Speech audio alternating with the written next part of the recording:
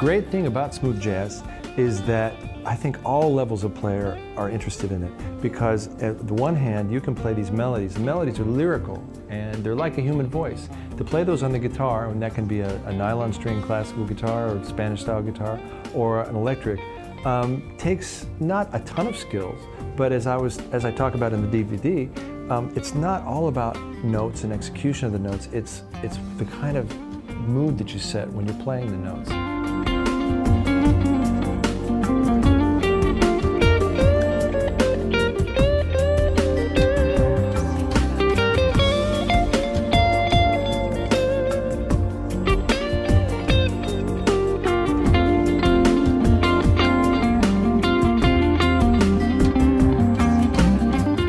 Well, I'm hoping that the same thing will happen to them that happened to me as far as their stylistic approach to the guitar, meaning pentatonic scales, blues scales, but played in a certain way. With smooth jazz, there's just this incredible romantic depth to the playing that goes on. For me, especially when I did my records, taking the same old scales and same lyrical lines, but really putting a lot of inflection into them, really making them expressive. It's going to make any player more expressive.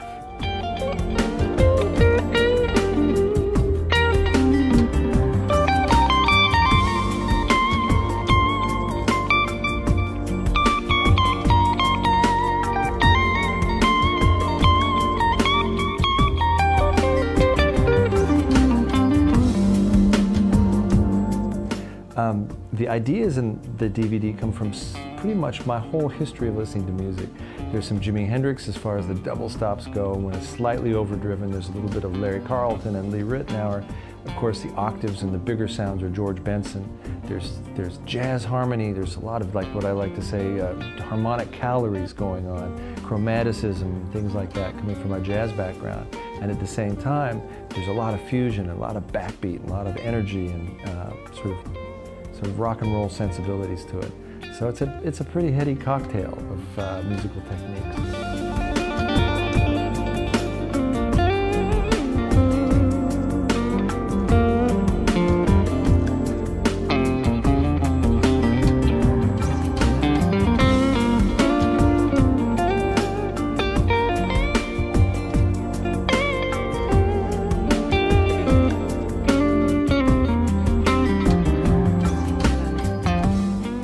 I think I got some good main points across, which is it's about lyricism, it's about projection, it's about what you do with your voice on the instrument, and that actually can take a lot of time. Just to play two notes, but play them with authority and play them with depth is a really important component of any kind of music.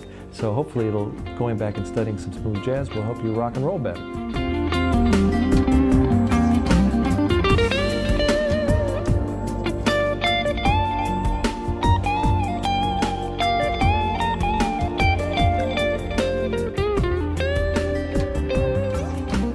I think that smooth jazz, the way I've presented it on the DVD, is a genre that is for everybody. Somebody who has blues sensibilities, rock and roll sensibilities, even classical musicians who want to move from classical music into jazz or into smooth jazz with a backbeat. The way I try to break it down is this is the blues scale in a completely different way of playing that has some jazz in it, but it has some rock and roll in it as well.